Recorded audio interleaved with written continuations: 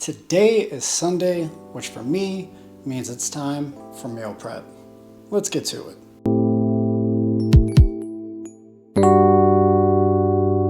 Before we go any further, please be sure to comment, like, and subscribe if you enjoyed today's content. It would mean a lot and help out a small channel. We're on our path to 1,000 subscribers. Lately, my priority has been trying to eat whole foods with just about every single meal and trying to minimize the amount of processed foods that I'm consuming. So for today's meal prep, we're going to be focusing on a lot of whole foods as the primary basis for these meals. As a result, we're going to have some micronutrient dense meals that are also low in calories and high in protein to keep us satiated throughout the day. For our meals, we're going to need a couple of things. First up will be our proteins. That's going to be chicken and 93.7 ground beef. For our carbs, we're going to be looking at white rice as well as sweet potatoes. And of course, for our vegetables, we're going to have some mushrooms, spinach, some red onion, and red bell pepper.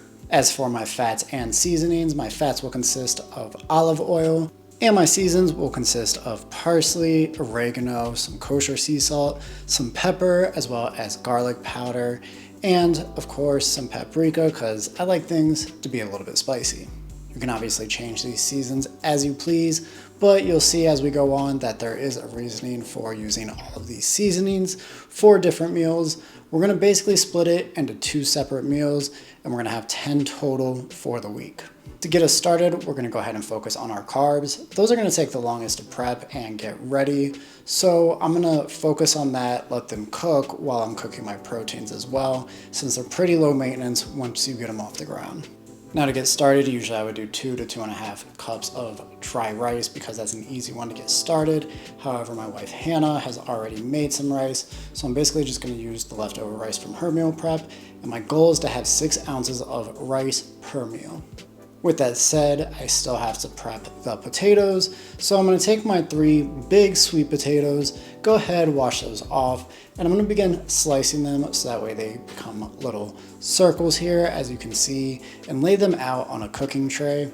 We're going to keep these potatoes very simple, just spread them out on a cooking sheet, and then lightly spray them with some olive oil with this little sprayer, as you can see here, or if you have a cooking spray that you prefer, you could use that as well. And we're gonna season it with a tiny bit of kosher salt just across the board to make sure that it's got a little flavor. And while we're doing that, it's probably a good idea to preheat your oven to 425, so that way once your potatoes are good and ready to go, your oven is essentially preheated and you can just slide those in for the next 20 minutes and just let them cook until they get a nice softer texture. Now the next step is technically optional for the carbs themselves, but I do like to put the broil on and let them cook so that way they have a little bit of blackening on top. I kind of just like that charred taste of the sweet potatoes, but that's a personal preference. If you prefer them to just be soft all the way through, no problem.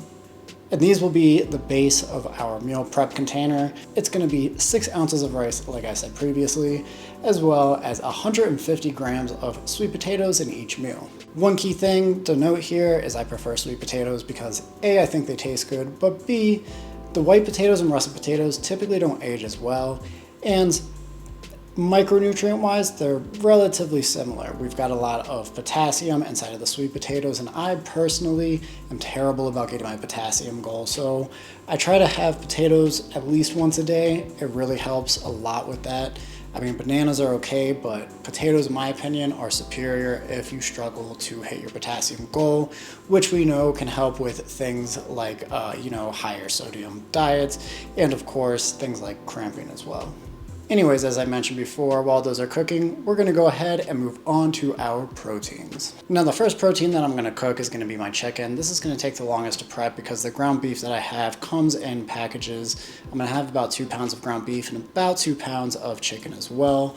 We're going to be looking to get 4 ounces of protein in each one of these meals. I'll explain that a little bit more, but let's get into our chicken. The first thing I'm going to do when it comes to prepping my chicken is cutting off any excess fat and cutting the side, kind of the middle of the side of the chicken, so that way it lays a little bit flatter. I've seen people also hammer their chicken, things like that.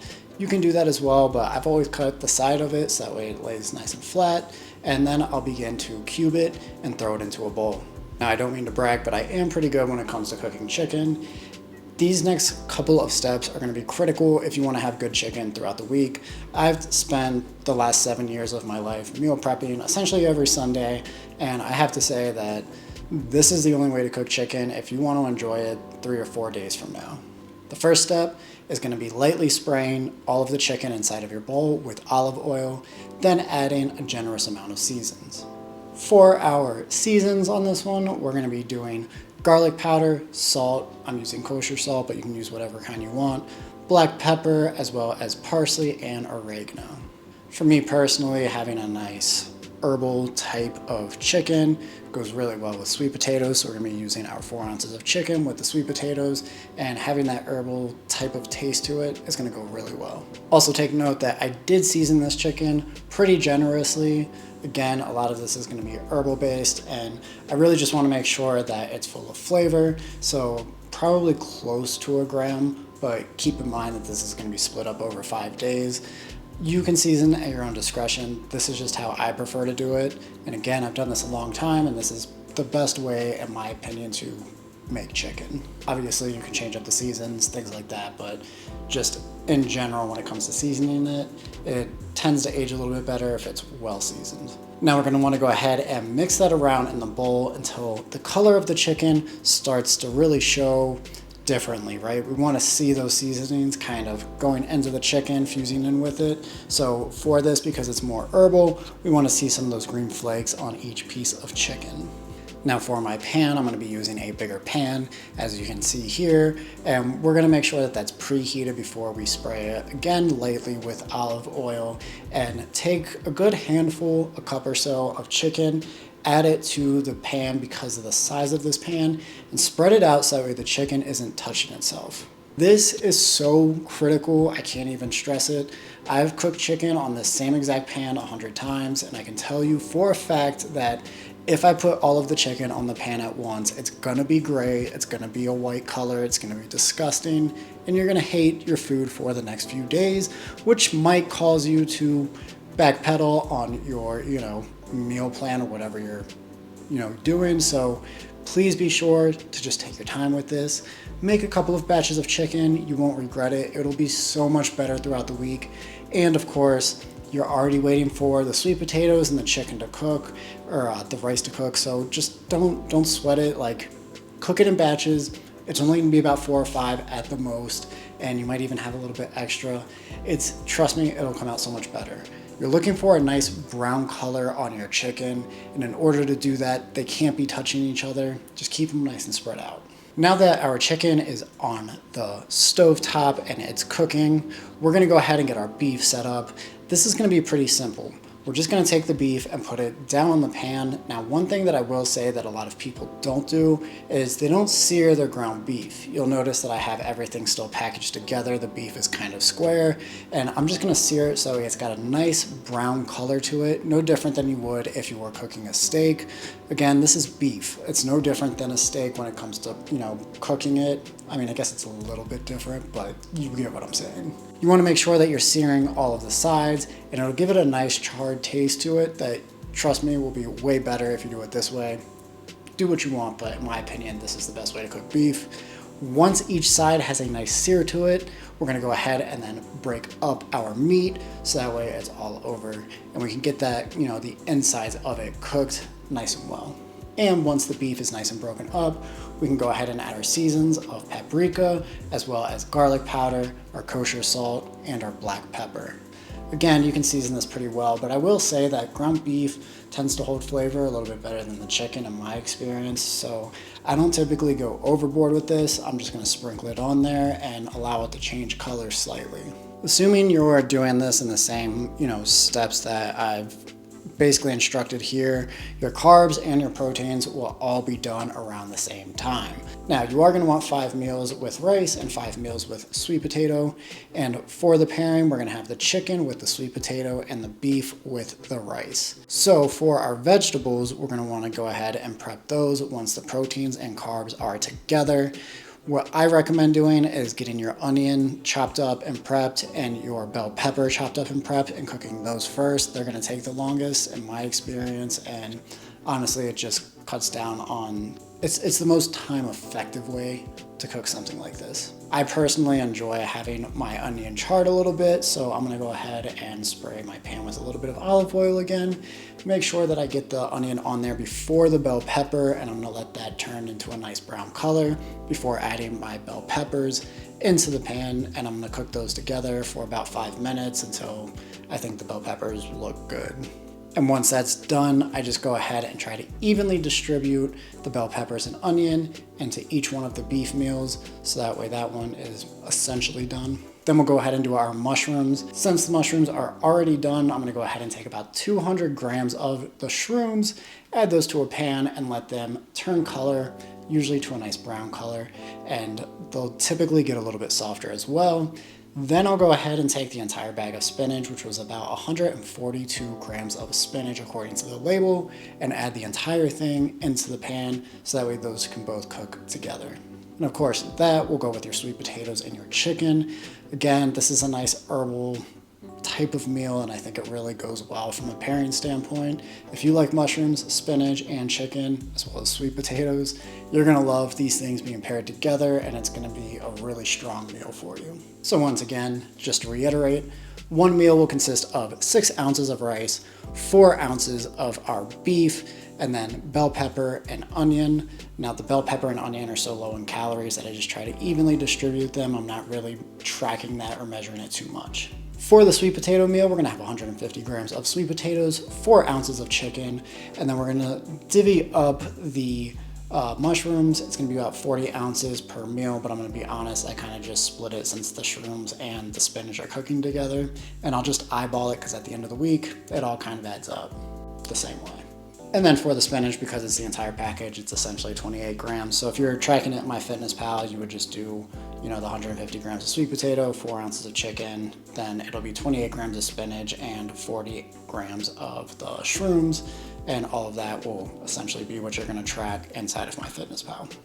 Now with that said, I do have an additional step here, and this is totally your choice, but in my opinion, the best way to deal with these meals, and it really doesn't add a substantial amount of calories in my opinion, or at least for my goals, to the meals themselves. But if I was cutting aggressively, I probably would skip this if I'm being honest. We're gonna add some cheese. Cheese is great because it's got a bunch of calcium, and one thing that I also struggle to hit besides my potassium and of course my iron is my calcium. Now the red meat will help with the iron, but having a little bit of calcium on the side is always nice, plus cheese is awesome. For these meals, I'm recommending that you use a nice cheddar for the beef meal. And what I do whenever I'm prepping this is I'll just pull it apart and spread it around the entire meal. That way the cheese will melt on top of the beef and you essentially have like a poor man's burrito bowl. But it's all whole foods, it's nutrient dense, and you've got a fair amount of protein as well. As for the other meal, I'm looking at the Parmesan as my primary cheese. However, we don't have enough to get me through the week, only about 3 days. So I'm gonna take the mozzarella and I'm also gonna be using that and incorporating it on the side. However, I'm not gonna heat that up. That's a personal preference. I prefer to just crumble it on top, eat it, and honestly, it tastes delicious. Definitely would recommend doing this if you're at maintenance or you're bulking. If you're cutting and you can fit it in, you should also do that as well. I'm currently cutting, but my cardio is a little bit crazy right now. I'm doing a lot of steps and, cardio on the side as well as, lifting. So I'm in a pretty decent deficit at about 2,300 calories a day. So for me personally, I'm gonna be adding the cheese in because I think it adds the most flavor and I wanna enjoy my meal prep. This is how I do it. Anyways, don't go outside of your calories for the week. Make sure that you're planning it whenever you're thinking about adding cheese. However, this is how we're gonna move forward, and I am so excited for this meal prep this week. It's gonna be awesome. And there you have it. I mean, this took me about an hour and a half to cook, but keep in mind, I'm filming while I'm doing all of this, so I'm kind of running around frantically trying to adjust the camera, catch different steps, and sometimes you miss things whenever you're filming, and so you're trying to make those little tweaks while you're also cooking, and it can be a lot. However, I think on a regular day, we're looking at maybe an hour just to get all of this together, and it's pretty decent whenever you consider the fact that it's gonna cut down on 5 days of eating out while you're in the office or wherever you're at. And It's a great way to make sure that you're tracking your protein, getting your micronutrients in, and overall saving money on not eating out, like I said before, but also not wasting food. So a lot of benefits to meal prep, and I think that this is definitely a great go-to meal if you like simplicity like myself. Plus, of course, you're looking at 10 total meals for the week with over 70 grams of protein together. And of course, they're pretty calorie dense and have a ton of micronutrients in them that most people aren't considering whenever they're eating, but those micronutrients are definitely going to help when it comes to things like building muscle. If you've watched my full days of eating in my YouTube shorts, then you know for a fact that the last couple of weeks I've been sticking pretty much to whole foods for every single meal and really prioritizing the fruits, the vegetables, and things like that to get in my minerals as well as my other micronutrients. Now, as for my calories and macros, we're looking at 831 total calories, which puts us at a little bit over 400 calories per meal. And our macros are going to be 74 grams of protein. We're looking at 75 grams of carbs and about 28 grams of fat.